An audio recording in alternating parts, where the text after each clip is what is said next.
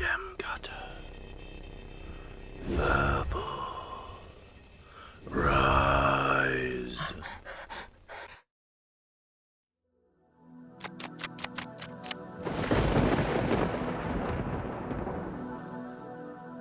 As our heroes reach the first stop in their long journey, the infamous town of Sakoway, there is somebody there who is eagerly awaiting their arrival. It was a tough task for her, waiting. Who had the time to wait when there were experiments and research to be conducted? Mastering all magical disciplines required just that, discipline. She had no time to sit in a tavern waiting for a hotshot hero who was late to the meeting that he'd arranged. Why hadn't she left? You may wonder. Curiosity had always been both her weakness and strength. Was there a chance that what he proposed may come to pass? The letter had captured Shade's attention the moment that it had mentioned her. Even still, such a strange claim from another, and she might not have come. But this hero had a reputation for defying the gods most spectacularly, and then surviving to tell the tale. There was a scar on the face of Arcavios to prove it. The place that the people had started to call Paladin's Fall. She didn't believe in divine interventions. She'd had enough of those. But for this incident, she hoped it was just that. She was turning over these thoughts when... Shade! Someone shouted her name. Is that you, sitting there in the corner? Shade peered toward the voice calling her. It was him. She had met him before, once, before he earned his name as an avatar and the son of Kaiser Silverdragon. But now, as he walked into the room, he looked different, more confident, more solid, like a blade that had been tempered. He seemed to be doing well, he said, coming over toward her table with a woman and a recently washed minotaur by his side. Mind if we join you? You are late. Yeah, we had to take the forest route, Ham said flippantly. She raised her eyebrow at that. Anyways, he continued, guys, this is Shade. She's the only wizard powerful and crazy enough that I could realistically hope to enlist her on the team. Gee, she replied, looking over at Mal. Seems like you've learned some flattery. Thanks, Ham snorted, either completely missing the jibe or ignoring it. And this here is Mal and Bjorn. And all of them exchanged solemn nods. So, what's this about, Ham? Shade asked. It had better be serious. Ham's expression sobered, and he looked at Mal, and the cloaked woman headed toward the counter. Soon they had the whole small, newly built tavern to themselves, and everyone except Ham was sitting comfortably around the round table. Right, Ham said finally. So I briefed you a little about the general objective in the letter, Shade, but let me explain. I want all of you to hear, so you guys can make an informed choice before jumping into the fire with me. Go on, Shade said. What do you have in mind? I'm going to overthrow the Raven Queen. Silence followed that statement. Then Bjorn snorted. My little brother, he said, laughing. Very funny. You did say that in the letter too, Shade said. The question is why and how. As to why, I have 3 main reasons, Ham said, assuming a teacher's stance. 1, if I didn't get to her first, she would arrange to kill all the avatars. I'm afraid I have a share of this blame. How is that? Shade asked. Well, it's a long story, but I had an altercation with her after she goaded me into becoming her warlock, Ham said lightly. She wanted me to be her pawn, with all the benefits and drawbacks. Of course, one of those drawbacks would have been complete submission. I refused. Sounds like her, Shade murmured. What's that?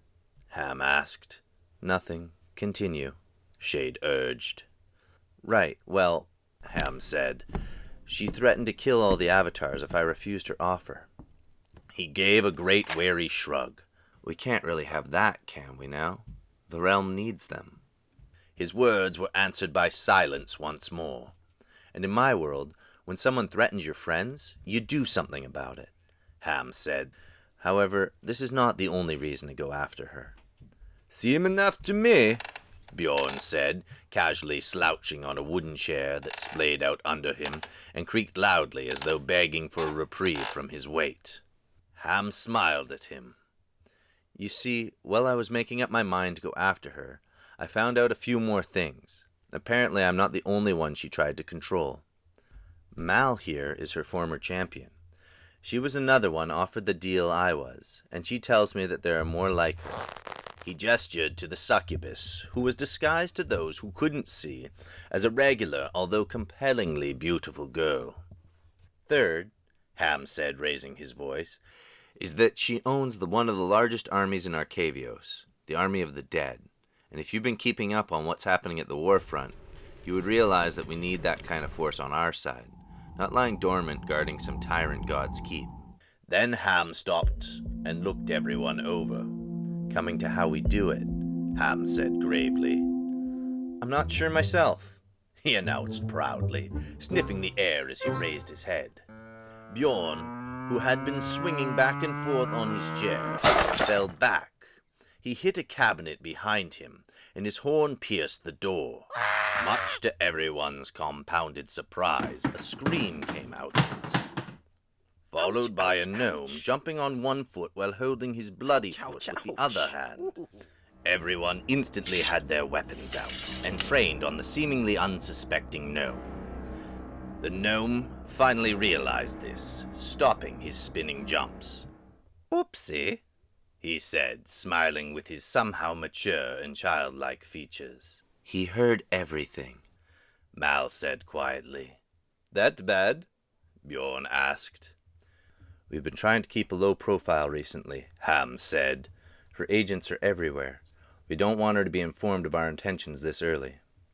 "Should I kill him?" Bjorn asked. "Whoa, whoa, whoa," the gnome shouted while backing up. "Hold up, big fella. I'm a town's guard here. You can't just murder people like that." "What do you say, Ham?" Bjorn asked, still locked in on the gnome. "Who sent you?" Ham said, stepping in. "Are you another one of her agents?" "Listen, sir, whoever you are," the gnome said. "Nobody sent me here.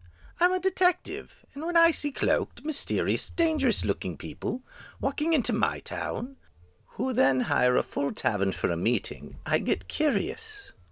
Ham stared at him hard, as if trying to read something that was written on him that only he could see. In the ensuing silence, the only sound was the soft creaking of the floorboards as the tavern settled in the falling night. Then Ham dismissed his hammer, making it disappear into a puff of smoke. "Let him go," Ham said, turning away from the gnome and addressing the party. "Let's focus back on our agenda." The gnome, even though not particularly afraid, sighed in relief. "I must say, though," the gnome said, rubbing his hurt feet, "that sounded like the most stupidly, outrageously ambitious proposal I ever heard." Ham turned to him again. "Is that so?" "Pretty much," the gnome answered. "But my question is there some sort of gold and treasure involved in that, too?" Ham's eyebrows went up. Then he put his hand on his waist. "Do I take it that you want to join in this stupidly, outrageously ambitious quest?" "Depends on the size of the bag."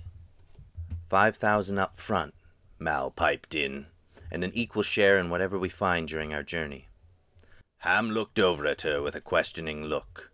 "We need more people," Mal explained, then said more loudly, "and so that all of you know, that's on the table for everyone." "All right," Ham said, turning to the gnome again. "You do have a strong magical presence. Are you willing to join us on this insane quest, Mr. Verbal Gem Cutter," Verbal said. "And yes, I've been stuck in the investigating business for far too long. An adventure might be exactly what I need." "And the rest of you?" Ham asked. "I go where little brother goes," Bjorn said. Mal grinned at him. "Do you even have to ask?" "What about you, Shade?" Ham asked. "I hope you're better at fighting than you are at planning and negotiating," she said. I'll take your gold, but I would have done it for far less. Soon after, everyone was receiving their gold from Mal and renting rooms in the tavern for the night. It seemed, despite the inherent madness in the plan, and for whatever reasons, everyone present had agreed to it, and was ready to pitch in their everything, their very life, for a vain hope that they, mere mortals, would be able to defeat the goddess of death herself. However, as the sun goes down, shadows start to thicken once again, and a question is raised. Will the quest even begin for our Raven Hunters, or will it end before the newfound group even has the chance to get to know one another?